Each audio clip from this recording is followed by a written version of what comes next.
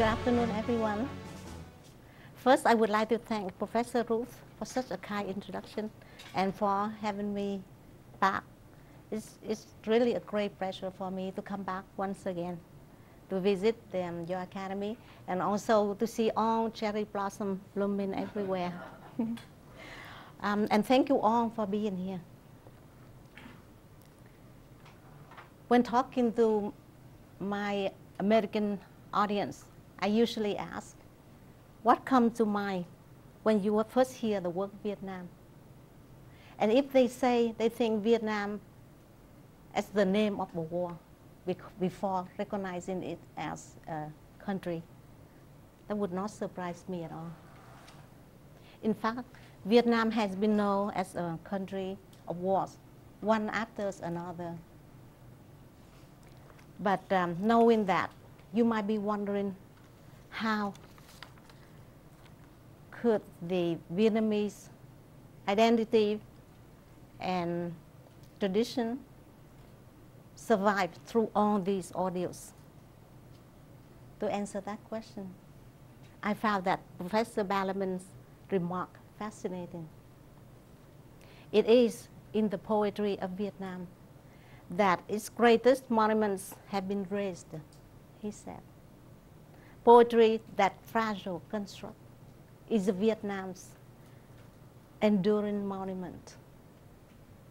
As many other cultures, Vietnamese folk poetry appeared long before the Vietnamese literary tradition started. Folk poetry, especially folk song called ca dao, was written by Vietnamese ordinary people who couldn't even read or write.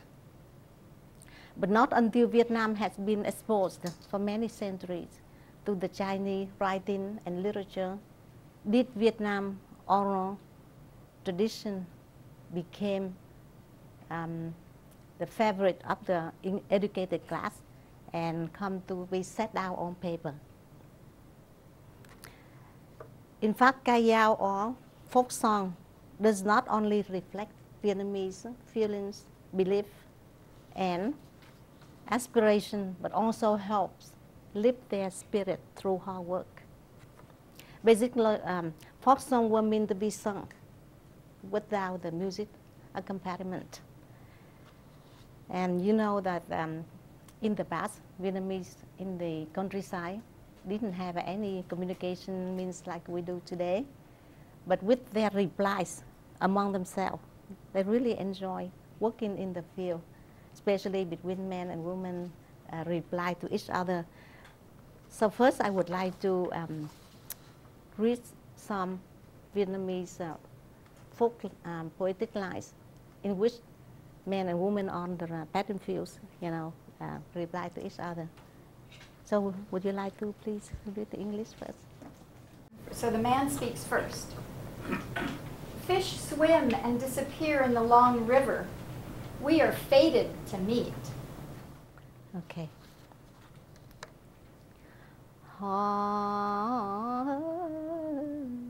Sông dài cá lội biệt tâm, phải duyên chồng vợ. Họ phải duyên chồng vợ, ngàn năm vẫn chờ. And the woman replies, if this is your rice field, repair your dike. Everyone has his own fate.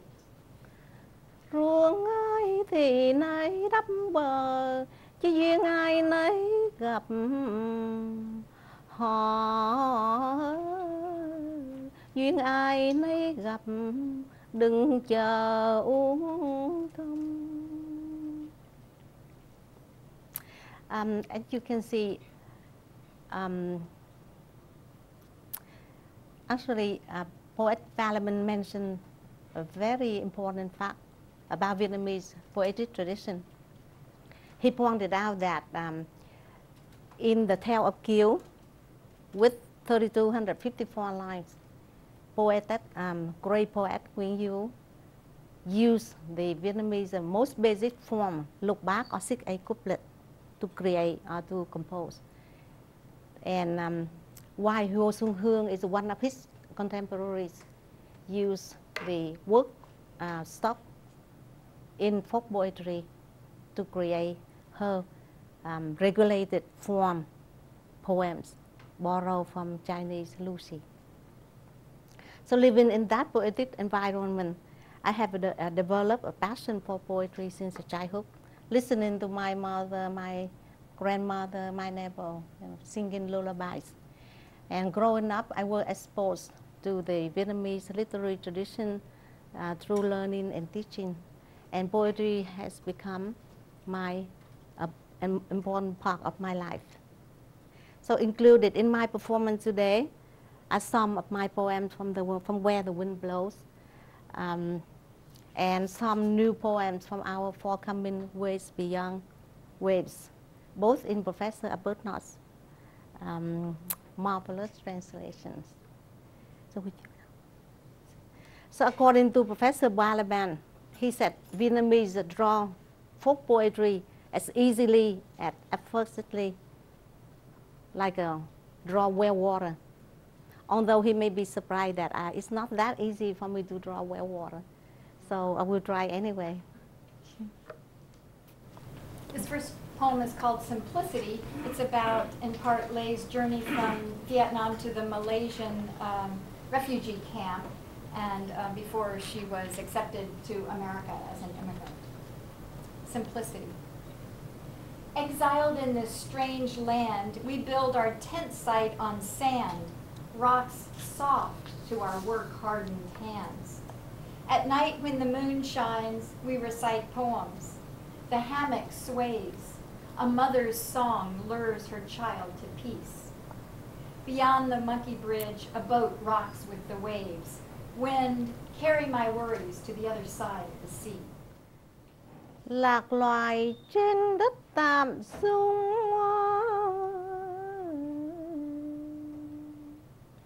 dựng căn chòi nhỏ bên vùng biển êm.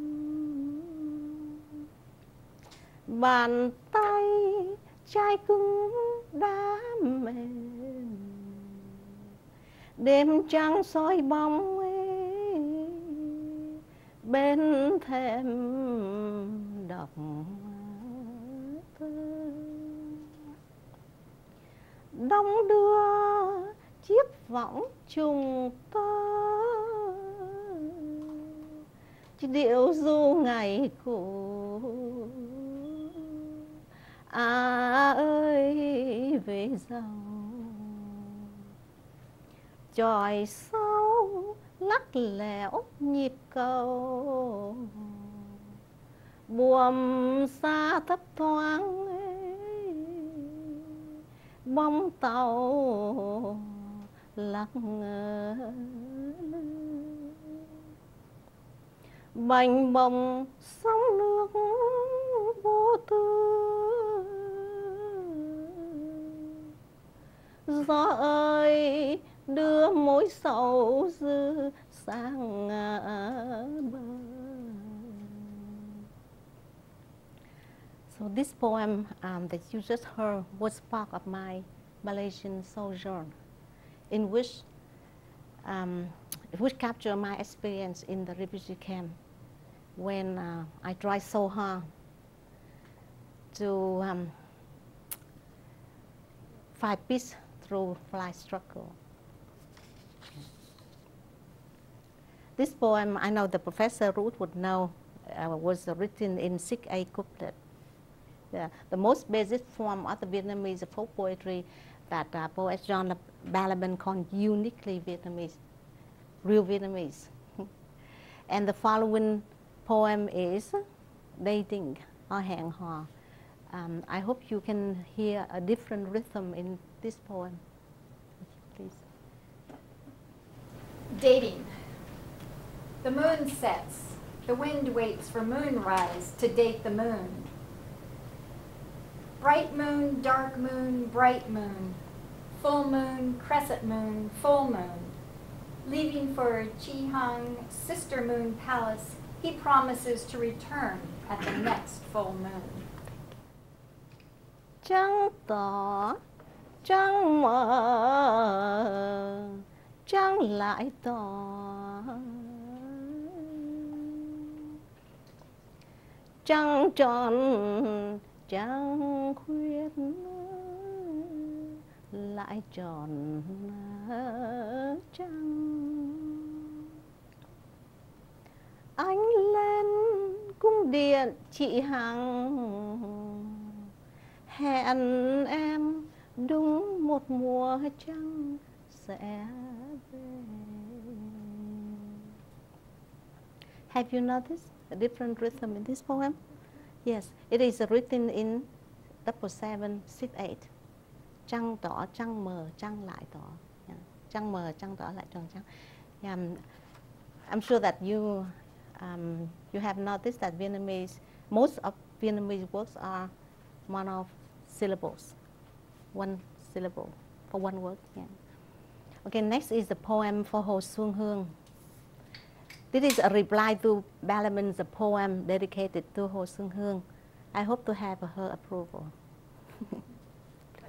John Balabin, who had gone to Vietnam as a conscientious objector during the Vietnamese War and then returned to help work as a paramedic, and went out into the fields with a tape recorder and collected these folk songs, the Kai Yao, and he had published a book about it, and he's a good friend of Lay's, so that's why he is mentioned so often, because he's kind of an expert on Vietnamese literature. So he has translated a poem for, or no, he has written a poem for Ho Xuan. Yeah, then I reply to that poem. And she replies to that poem, but yes. But which yeah. Actually, I can't remember. No, because isn't this John That's the you translate. Oh, that's right. Okay, and and he John translated. translated. Either one. That's Either right. I one, forgot. yeah. Okay. Yeah. So he translated it. Then I audaciously translated the same poem, a Lay's poem. In Vietnam, sorrow lingers like a Champa tower 1,000 years. From far away, someone comes to appreciate ancient moons, to appreciate ancient poems, and recall an ancient moon. Ở trên đất Việt ngàn năm, sầu như tháp cổ bên lòng khó phai. Mến ai chẳng ngại đường dài, chép vần thơ cũ nhớ hoài trăng xưa. Actually, the reply is not only embraced by the folk poet, Vietnamese folk poets, but also welcomed by the Vietnamese literati. They use it as a medium to exchange their wisdom among themselves, and sometimes to challenge one another's talents, as in the case of Ho Xuân Hương.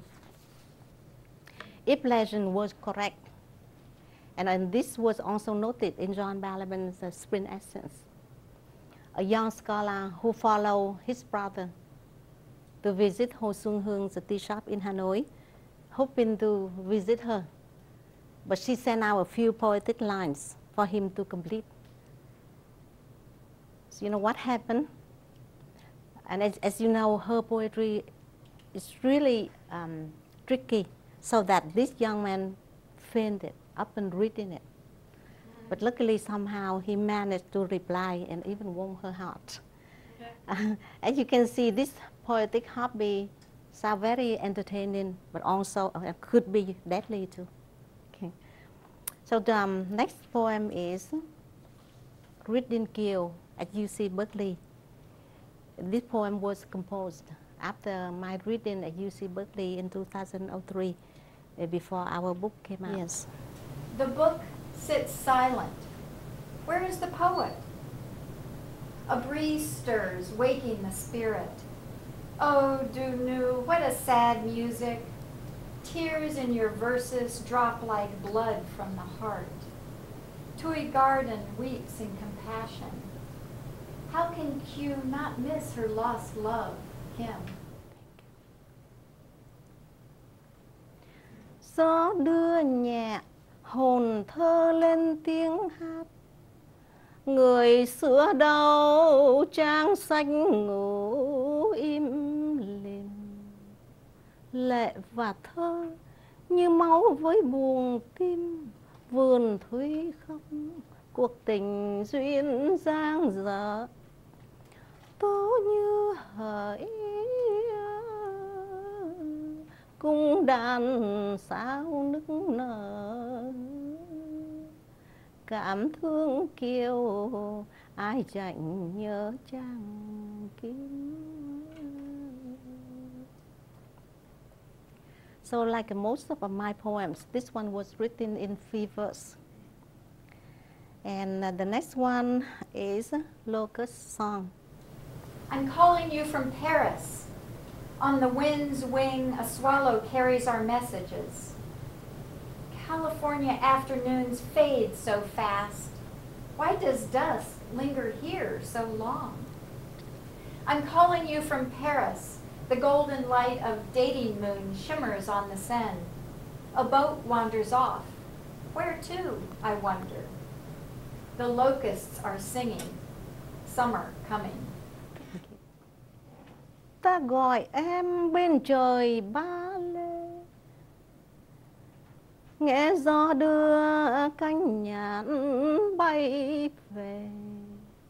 Nắng Cali cuối ngày chợt tắt, hoàng hôn ơi sao dài lê thế.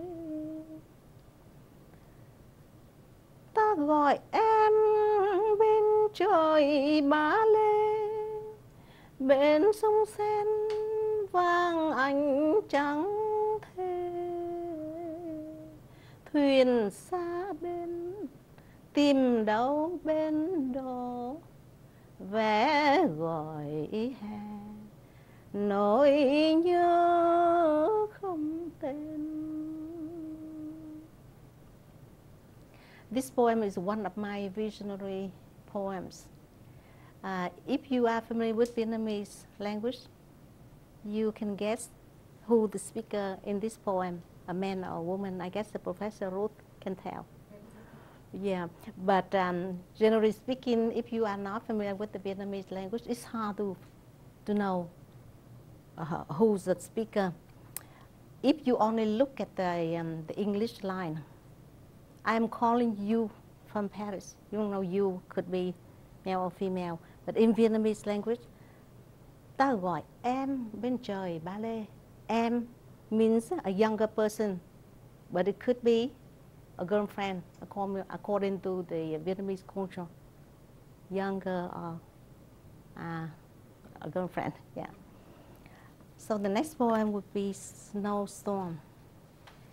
This was composed years ago before I even know, I even had a chance to see the snowflakes in Ohio.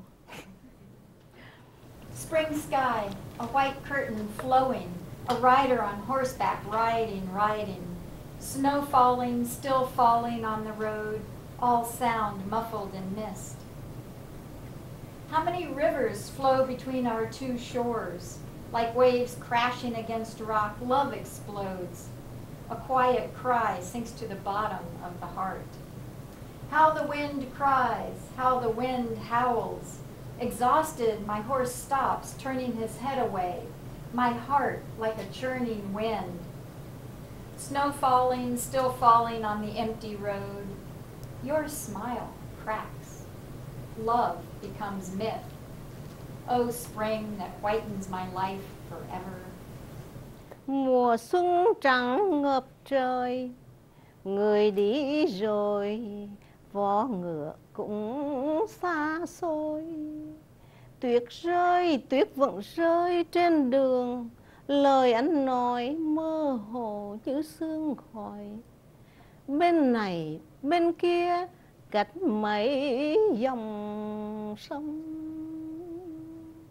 Đại dương dập dồn sóng vỗ, tình yêu vỡ tung trên từng phiến đá. Ôi tiếng nấc nghẹn ngào trong tận đáy tim ta.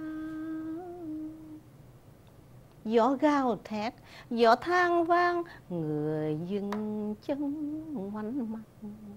Lòng ta như cơn lốc điên cuồng. Tuyết rơi, tuyết vẫn rơi trên con đường vắng.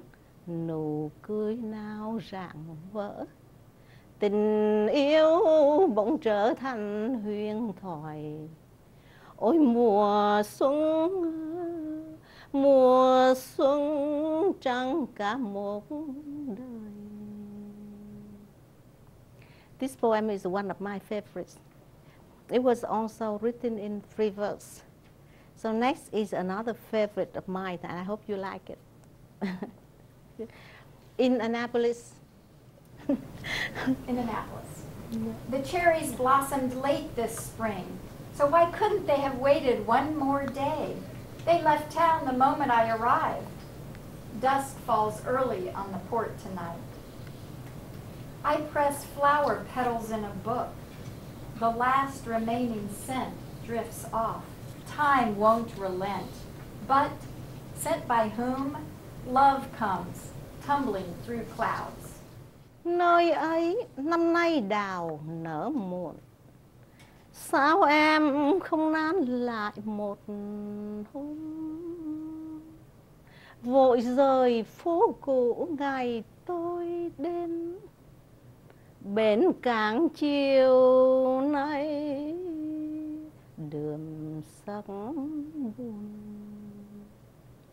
Ép đài hoa thắm vào trang giấy, một chút hương thừa vụt cánh bay.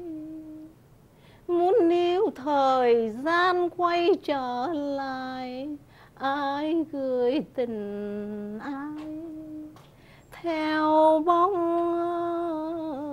mây.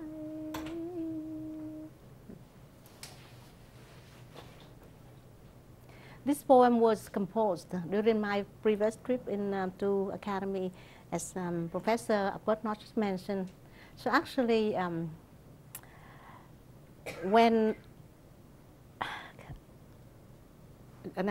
Professor Arbuthnot's parents here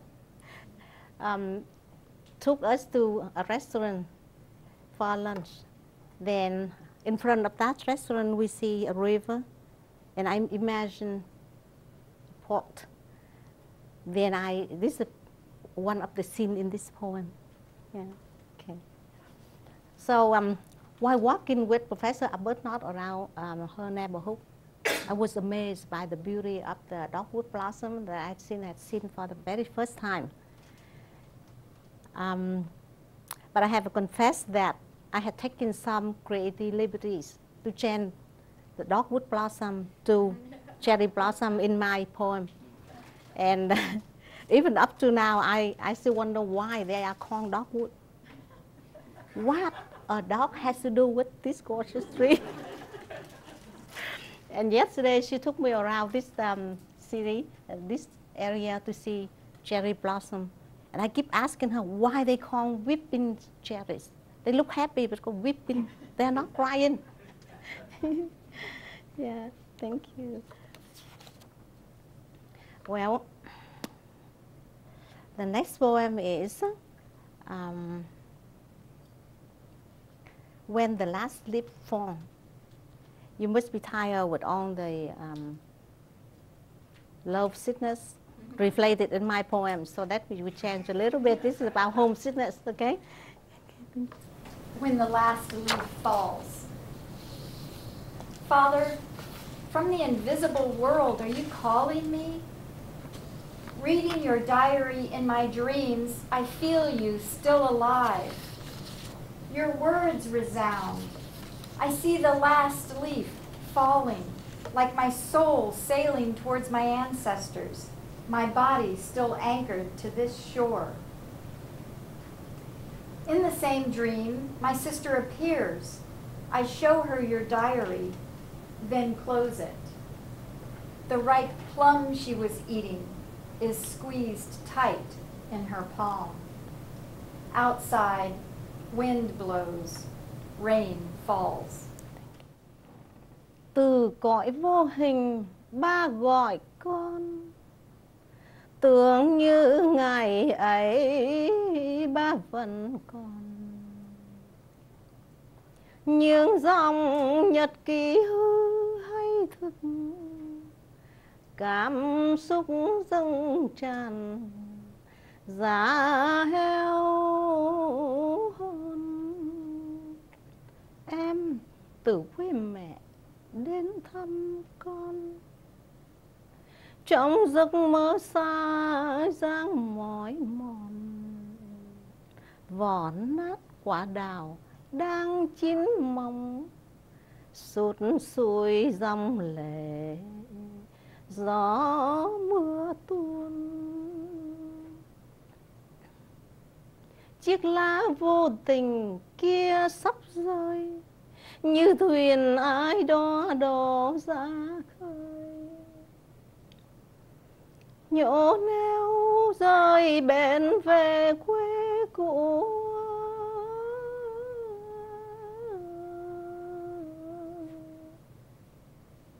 hồn gửi bên trời,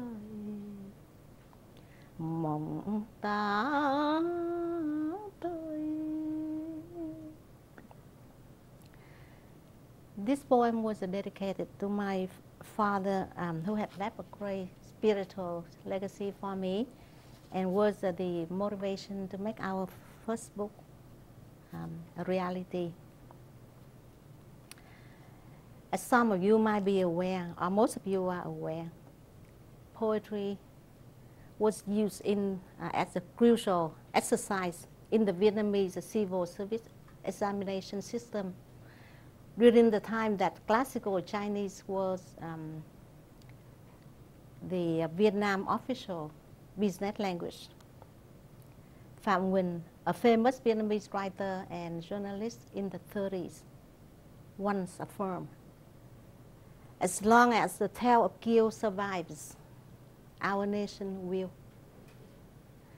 So poetry has played an important part in Vietnamese society in many ways that one can realize.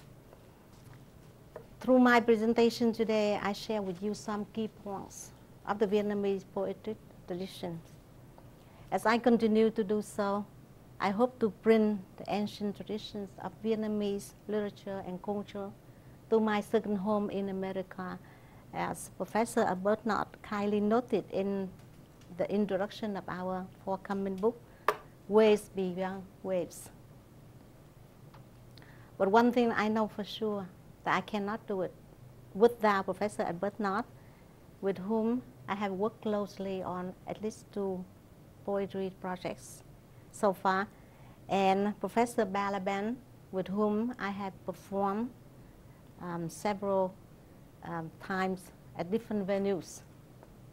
And of course, a great audience like you. So thank you very much.